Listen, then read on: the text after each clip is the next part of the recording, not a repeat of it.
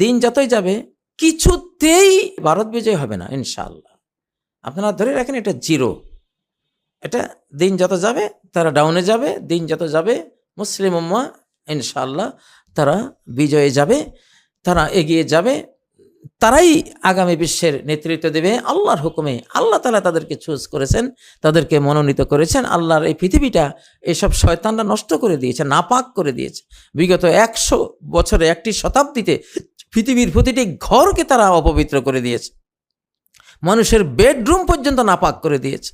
স্যাটেলাইটের মাধ্যমে দুনিয়ার সমস্ত নোংরামি, অসভ্যতা, বেহায়াপনা, জিনা, ব্যভিচার এবং হেন অপকর্ম নাই যেটা তারা করে নাই, সারা বিশ্বে ছড়িয়ে দেয় নাই।